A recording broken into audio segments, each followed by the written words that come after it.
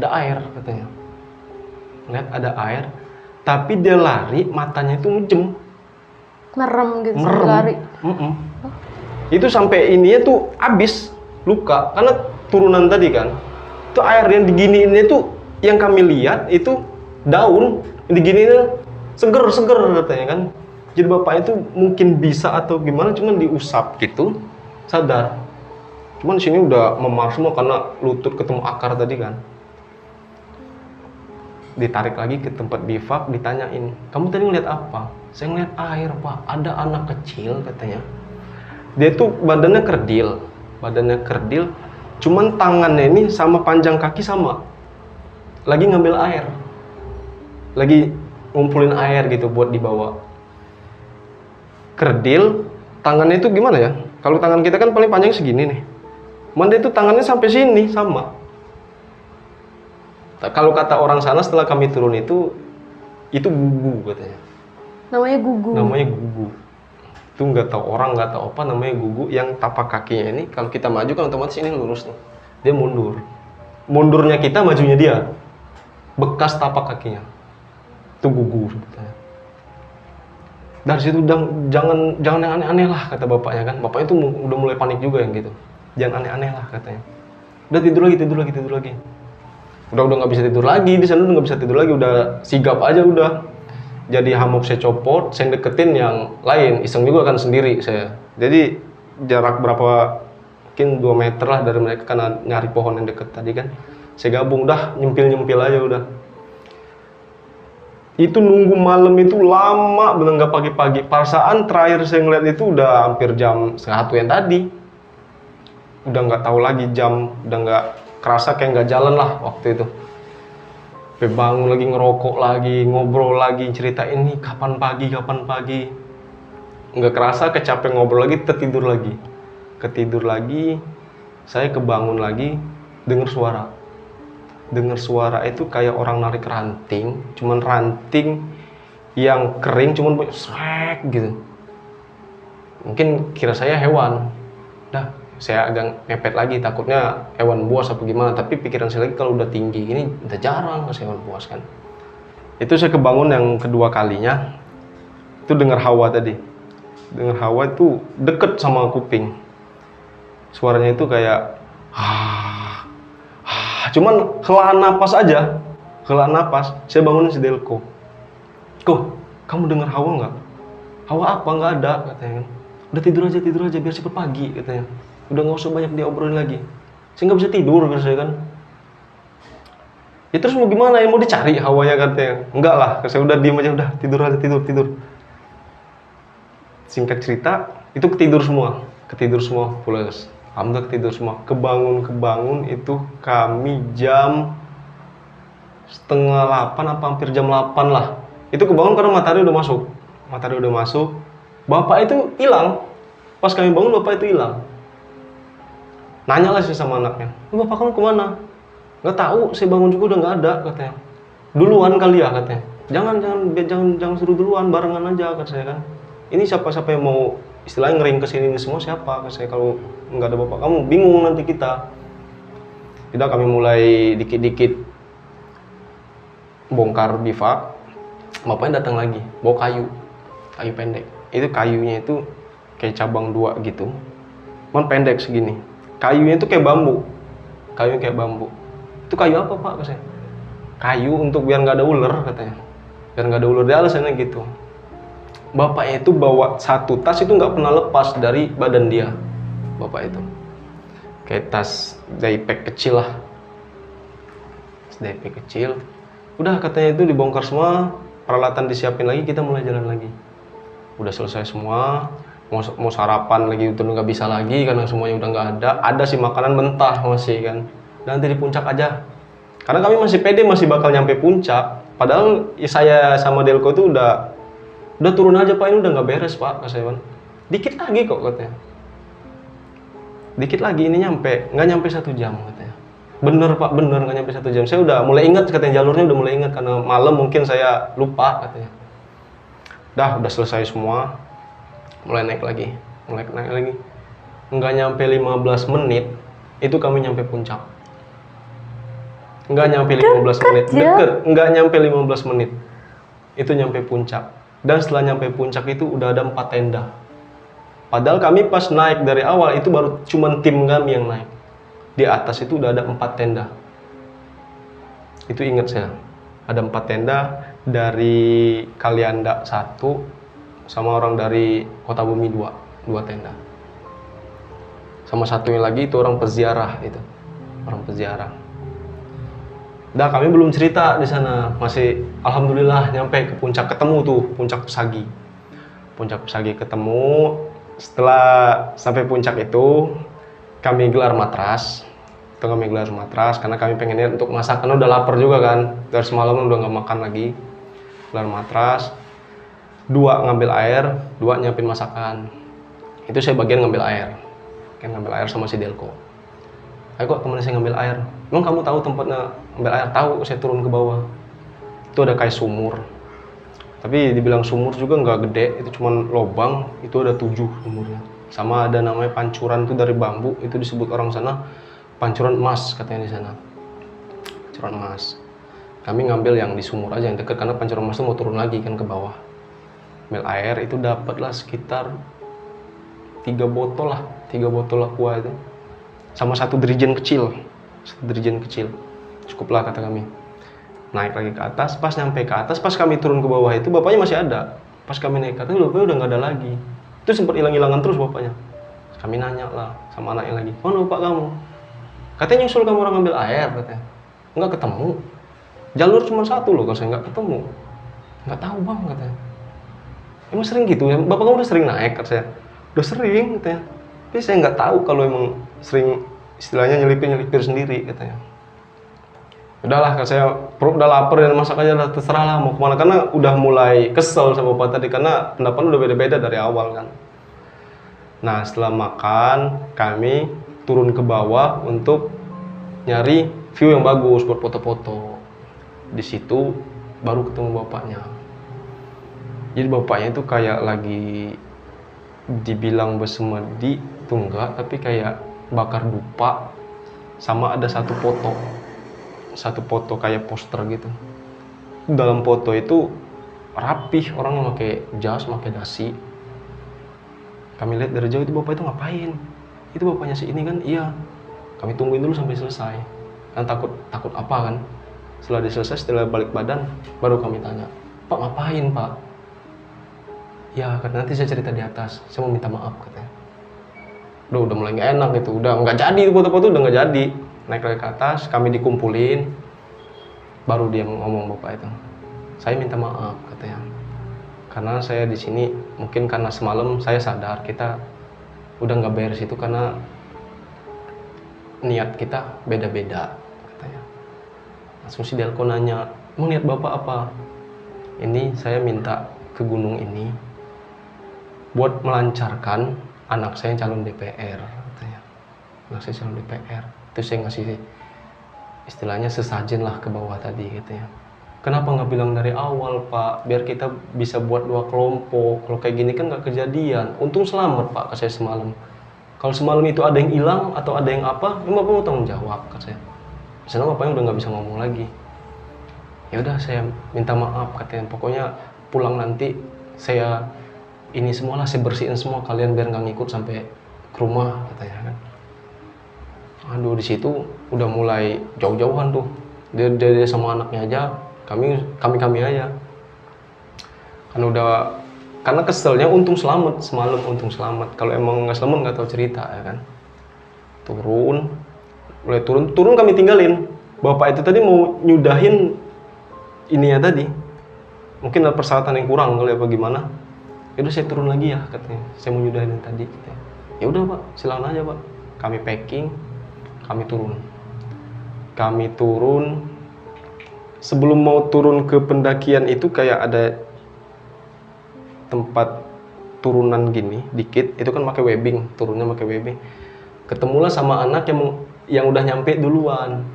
Itu ada 2 laki-laki, saya lupa namanya itu siapa. Itu orang dari Bandar Lampung juga. Kami tanya, "Bang, semalam nyampe jam berapa, Bang?" "Semalam kami nyampe jam 1-an Bang," katanya. "Jam 1 malam?" "Iya, naik jam berapa?" Kami naik sore katanya jam setengah 4 dari bawah. Jam 1 malam. Saya pikir kamu ketemu bivak nggak bang, kayak tenda gitu di jalur bang? Nggak ada bang katanya. Emang apa bang? Kami semalam tuh kecapean, alasan saya kecapean, nggak sanggup untuk naik, jadi kami maksain buat bivak. Nggak ketemu bang, nggak ngeliat, nggak ada bang katanya. Kami naik aja nggak ketemu apa-apa katanya kan. Nggak mungkin lah, ke saya kan jalur cuma satu bang, ke saya. Emang kamu lihat jalur lain? Nggak ada bang katanya, jalur kan cuma satu. Bener nggak ada. Oh, jadi kata saya setelah abang nyampe puncak itu tenda 2 udah ada katanya. Jadi abang terakhir tuh, iya kami yang keempat bangun tenda katanya. Bener bang, saya nggak ketemu di jalur, ketemu bivak gitu, nggak ada. Emang apa bang? Saya kasih tahu kalau kami itu istilahnya ngeres di sana semalam kan.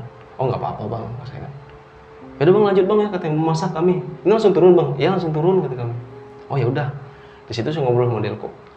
Bener kok, berarti kita bukan sekedar diputer ini kok, udah ditutupin ini kata saya kan. Untung selamat kata saya kan. Udah jangan dicerita di sini katanya kan. Turun aja dulu. Turun itu kami bertiga, turun bertiga, berdua kan bapaknya, anaknya masih nungguin bapaknya tadi kan. Turun bertiga, selama turun sampai ke rumah pertama dari gunung itu kami nggak ngobrol, dingin aja. Nggak tahu ngapa tiba-tiba nggak ada mood pengen ngobrol, ngebahas itu nggak mau ngebahas itu karena udah kesel di hati aja, mikirnya kayak mana kalau nggak selamat, kayak mana nggak selamat. Turun itu nggak nyampe 4 jam itu kami udah nyampe ke rumah pertama. Kalau hitungan dari puncak ya, rumah pertama itu nggak ada orang. Pas dilewatin rumah itu kami ketemu bapak-bapak itu bapak-bapak mau ke kebun mau mutil kopi. Bertiga aja naik katanya. Ada sih pak berdua di atas, ngapa ditinggalin katanya. Nggak kami tinggalin pak, karena dia masih ada kerjaan di atas. Bapak itu kayak ngomong, emang beda-beda katanya. Iya pak, di situ ya udah duduk dulu katanya, duduk. Karena kami capek juga kan, karena selama turun itu kami nggak ngeres, udah diem tadi nggak kerasa nyampe bawah. Kami duduk ngobrol sama si bapak itu. Beda-beda kalian katanya. Beda-beda gimana katanya. Iya pak, niat kami pendaki ini cuma sekedar ya pengen mendaki biasa pak, pengen menikmati alam. Yang duanya itu ada niat beda lain pak. Dia tuh kayak ngasih sesaji gitu ke atas pak. Emang bisa katanya, gunung ini emang banyak yang kayak gitu. Kok kaget kalian? Iya kaget pak, karena kami nggak tahu kan. Oh katanya, jadi sekarang masih di atas, mereka masih ngelanjutin, masih. Untung selamat kalian ya katanya. Iya itu pak, katanya kami kesel tuh, balik lagi diingetin lagi bapak untung selamat tadi. Di situ ingat lagi, iya bener untung selamat gitu kan. Itu udah sepandang-pandangan aja modelku. Udah ngerokok aja. Bapak mau kemana pak? Kata saya. Saya mau ke Bonsen tiap hari, katanya mutil kopi tiap hari. Mulai dari sana nanya-nanya kami. Pak, di sini nih emang sering pak kejadian yang kayak gitu? Kejadian yang kayak mana? Katanya. Kejadian kayak kayak nggak nyampe gitu, kayak diputar-putar di situ-situ aja pak. Sejauh ini sih katanya udah nggak pernah sih denger yang kayak gitu katanya, karena di sini jarang pendakian kayak kalian katanya. Kalian dari mana katanya? Dari Palembang. Oh dari Palembang, jauh ya katanya. Iya lumayan pak. Di sini mendaki sama orang sini nggak katanya, atau didampingi sama orang asli sini? Iya ada, itu yang kata kami beda tadi pak. Di sini terakhir kejadian yang kayak gini itu hilang katanya. Hilang karena saling beda juga, karena di situ banyak mitosnya ya. Saya nggak tahu benar apa enggak, gunung itu tuh khususnya banyak untuk orang peziarah. Gunung Pusagi itu mitosnya gunung tempat zaman dulunya, tempat perkumpulan para wali di puncak Pesagi itu. Para wali, jadi kebanyakan kesini orang-orang yang nafsirin mimpi, yang ngartiin mimpinya apa, minta nomor lah segala macem lah. Di situ kebanyakan orang-orang kayak gitu.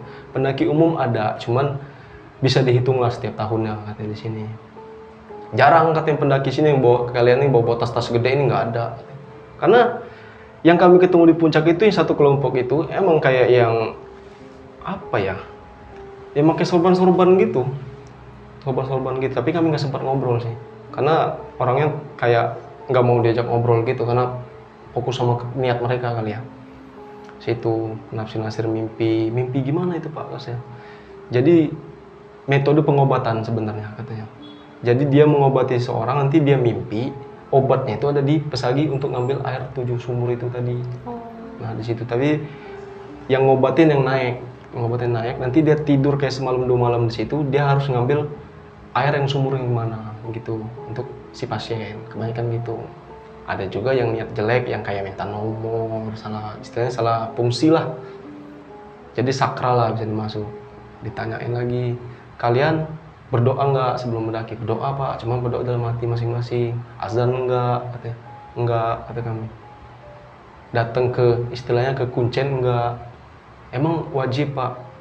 Wajib tuh enggak, tapi setidaknya kalian menghargai katanya. Karena di sini masih ada yang dituakan.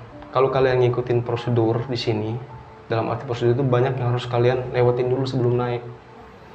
Kayak contohnya niat masing-masing itu ditanya, nanti dia kayak bakar menyan gitu, istilahnya menaikkan niat kami ke puncak itu. Saya naik cuma pengen menikmati gunung, si Anu disampaikan ke sana. Itu masalah percaya atau nggak percaya itu seterah kalian, setidaknya kalian menghargai katanya. Itu si bapak itu yang ngomong. Oh, ya udah kata saya. Tapi alhamdulillah nggak ada yang kurang ya kalian ya. Kalian orang berapa? Orang 5 kata kami. 3 udah di sini, saya 2-nya itu 2 beranak kata saya. Oh ya udah, alhamdulillah kalau emang nggak ada. Saran saya pulang nanti kamu nyampe ke kampung kenalin itu, kamu carilah katanya sesepuh di sana, minta bersihin katanya. Kau ngikut nanti katanya. Kalian ditampakin nggak katanya? Kami bertiga nggak ada sih Pak ditampakin Pak. Ada anaknya itu tadi. Ya itu nggak apa-apa kalau dia kan orang sini katanya. Kalian takut nanti di rumah sampai ke rumah entah kemimpi entah apa katanya. Itu bisa narik kalian pengen buat kesini lagi loh katanya. Mitosnya kan. Ya udah ya Pak. Ya udah saya mau ke kebon untuk muter kopi, udah siang ini katanya. Ya udah Pak, terima kasih Pak. Jalan lagi kami. Jalan, sampailah ke desa kenalin. Ketemulah nyarilah, bukan belum langsung ketemu sih. Nyarilah si bapak itu. Yang ditepu saya lupa nama bapaknya itu siapa, udah tua orangnya. Yang dituakan itu? Yang dituakan di kampung itu. Udah tua. Nah di situ pas kami di situ, alhamdulillah bapak itu ada lagi ngasih pengarahan ke anak-anak yang mau naik juga. Itu pendaki, bukan istilahnya orang yang mau bicara. Yang jarah tadi. Kami nunggu dulu. Udah selesai dia, baru kami ngadep. Ditanya, kalian baru turun apa mau naik? Baru turun Pak. Di situ marah bapaknya. Kok turun baru kesini katanya? Kalian dari mana? Dari Palembang Pak. Udah ke dapur dulu katanya, bersih-bersih katanya. Bersih-bersih. Ini kotor semua kalian katanya. Bersih-bersih. Di situ bapak itu kayak membakar menyan itu dari arang gitu. Bakar, ditanyain nama satu-satu, nama asli semua. Sama bin-bin orang tua masing-masing. Di situ kami diusap semua, diusap. Coba ceritain katanya, apa aja yang kalian temuin? Ya kami ceritain kata kami tadi. Balik lagi, untung selamat kata bapak. Untung selamat kalian. Itu kalian tuh udah double-double itu katanya. Maksudnya double-double tuh? Pertama, pendakian kami tuh niatnya beda-beda. Pertama itu. Kedua, kami nggak ngikutin peraturan yang ada di kampung itu. Ketiga, kami nggak azan, istilahnya nggak mau buka jalan. Itu ngapa jalan kalian ditutup katanya. Gitu. Tapi nanya kami kan, ini bakal berkepanjangan nggak Pak? Insya Allah nggak katanya. Kalau berkepanjangan mungkin kalian nggak bakal nyampe sini dan nggak akan ketemu saya katanya. Lain kali katanya, walaupun kalian nggak percaya atau apalah, setidaknya kalian hargailah. Dan juga katanya, ngapa nggak ditanya dari awal kalau emang ada niat yang beda? Ditanya lah sama siapa katanya, sama bapak itu. Dia nggak kenal sih sama bapak itu, tapi karena kenali sama kampung ujung itu lumayan agak kurang lebih 1 jaman tadi lah katanya kan, nggak akan beda desa. Dan semua di situ bapak itu disuruh makan apa ya, kayak daun apa gitu, lupa sedaun itu, setidaknya nempel di lidah aja daun itu. Lupa sih nama daunnya itu, sama potongan suiran ayam dimakanin. Dah katanya, silakan kalian mau kemana lagi, mau pulang, silakan pulang, hati-hati katanya kan. Itu udah berlima Bang? Apa masih bertiga? Belum itu sampai kami pulang itu kami tinggalin. Oh cuma bertiga aja tuh? Bertiga itu, sampai ketemu bertiga. Yang berdua tadi nggak tahu dia langsung pulang apa gimana, apa minap lagi itu kami nggak tahu. Kami pulang ke rumah temennya tadi, itu cuma ngambil alat-alat kami yang ketinggalan, barang-barang kami lah. Itu kami langsung ngambil alat. Orang tua ceweknya nanya, si emaknya si temen itu kan, kemana yang ini, katanya masih di atas, tapi masih kami tutupin, nggak kami, walaupun kesel tadi nggak kami cerita-ceritain. Masih di jalan, masih ada kerjaannya. Mungkin emaknya tahu juga kali kan niat bapaknya kan. Oh yaudah, ini mau langsung aja bu, takut nggak kekejar kereta, kata kami kan, soalnya tiketnya udah kami booking. Angus kami, alasan kami, padahal belum booking. Penting kata kami, keluarlah dari kampung ini, nyampe ke kota lah, Bandar Lampung lah, kata kami. Dari situ nyari mobil lagi karena udah sore, masih dapat mobil untuk ke Raja Basah. Dari Raja Basah ke stasiun ke Palembang, alhamdulillah sampai sekarang aman sih. Itu aja sih. Aduh, seru ya guys perjalanan step by stepnya. Dan abang ini kayak menjelaskannya juga rinci ya, jadi mudah-mudahan bisa dipahami sama teman-teman semua gitu. Mungkin ada beberapa pertanyaan aja sih dari gua gitu. Nih, pas naik itu bang, memang abang satu kelompok aja yang pertama naik di gunung itu? Apa Iya. ada kelompok lain gitu? Awal pagi kami awal mendaki itu, setahu saya, tapi karena saya kurang tahu karena kami nggak pamit kan, jadi kami nggak tahu ada berapa kelompok. Itu cuma kami aja yang langsung istilahnya ngelancong naik aja tanpa pamit-pamit, itu cuma kami aja, kelompok kami itu tadi. Jadi pas di perjalanan pun nggak ada Nggak ketemu? nggak ada barengan, nggak ada ketemu orang turun. Nah pas di puncak itu kan ketemu beberapa tenda ya? Iya. Itu mereka memang pendaki semua? Yang 3 tenda itu pendaki semua, satu yang tadi yang ziarah. Oh. Ziarah, tapi Jadi yang berjubah itu ya? iya, jadi kayak ustadz gitu lah, baju ustadz. Itu ada berapa orang, 4 orangan kalau nggak salah, mereka pakai peci semua kan. Yang lainnya pendaki, ada cewek ada cowok juga, pendaki umum lah, bisa dibilang pendaki umum. Nah disitu yang kami kaget, ternyata ada selain kami yang daki kan, karena kami sadar juga kami nggak pamit tadi tuh, jadi nggak tahu ada barengan. Nah itu, pas turun itu ketemu lagi nggak tuh sama pohonnya? Nggak. Sama pohon itu nggak ketemu. Pohon gaib kali ya? Sama pohon itu nggak ketemu. Nah itu yang apa yang? Udah saya ambil. Oh pas mau berangkat. Pas saya ketemu lagi pohon itu, pas saya kan yang kedua itu saya iketin, ketiga ketemu saya ambil sekarang. Jadi pas turun itu nggak ketemu sama pohon itu? Nggak ketemu apa nggak kelihatan, pokoknya nggak ngeliat lagi saya pohon itu. Mungkin nggak terlalu fokus juga mungkin ya pas karena kami turun sediman itu. tadi. Iya. Aduh, gara-gara satu orang niat yang kurang baik, akhirnya semuanya kena imbasnya ya. Aduh, terus apa lagi guys? Mau nanya apa lagi? Kalau mau nanya langsung aja DM ke abangnya. Aduh bang, aduh ceritanya benar-benar bagus, terus cara penyampaiannya juga dimengerti, gue juga sampai terbawa alur ke sana juga gitu. Dan gue ngebayangin treknya itu lumayan ekstrim ya. Lumayan ekstrim. Mayoritas di Sumatera gunung-gunungnya treknya kayak gitu. Jarang ada bonus. Nah itu di puncaknya itu penasaran, itu kayak apa sih maksudnya? Jadi di puncak Pesagi itu nggak ada pemandangan tuh, nggak ada yang indah lah, nggak ada. Cuman kebanyakan naik Pesagi tadi yang kan saya bilang tadi, peziarah, karena kurang minat mungkin pendaki-pendaki umum. Cuman ada batu satu, itu kayak batu prasasti, cuma warna putih kapur batu itu, batu lumayan tinggi lah, mungkin hampir 2 meter kali batu itu, hampir 1 meter berapa gitu. Jadi mungkin pada foto-foto di situ Iya, kali. MT Pesaginya di sana. Nah sebelumnya kan pernah ke gunung itu. Nah itu aman-aman aja tuh. Aman-aman aja, nggak ada, karena bareng organisasi kemarin kan. Dan sempat izin juga ke sesepuh di situ. Izin ke sesepuh itu yang saya dari awal tadi sama-sama lupa semua. Dari awal tuh sama-sama lupa, dan juga saya kalau mau bilang itu seolah-olah nanti sok-sok gimana gitu pada datangan, padahal saya ngehargain orang asli di sana kan. Saya nggak mau ngeduluin dia lah setelahnya kan, karena dia udah tua juga kan, udah bapak-bapak lah.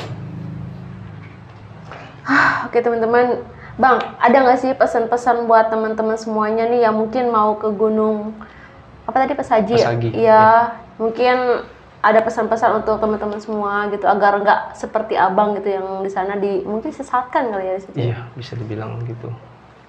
Maksudnya kalau pesan-pesan paling bukan untuk Pesagi aja ya, untuk Semua semua gunung gunung ya. lah, untuk semua gunung. Yang pertama itu niatkanlah untuk naik gunung itu cuma sekedar pengen menikmati alam, menjaga dan melestarikannya. Pertama itu pesan saya. Kedua, jangan kotorin gunung. Jangan kotorin gunung. Ketiga, fisik.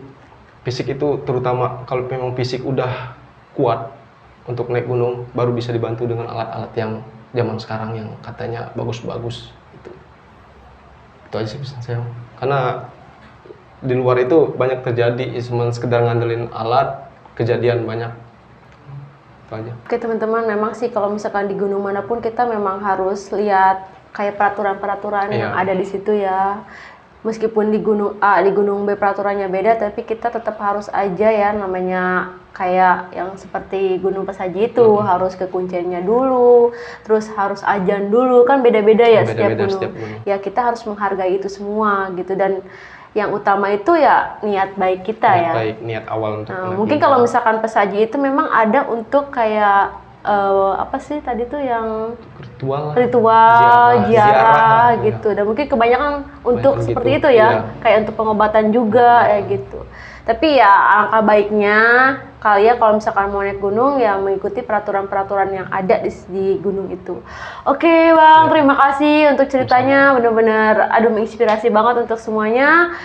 Oke teman-teman, gimana ceritanya? Kalian komen aja langsung di bawah ini, dan jangan lupa untuk selalu dukung channel-channel Diary Neng Sally. Kita ucapin aja Assalamualaikum warahmatullahi wabarakatuh.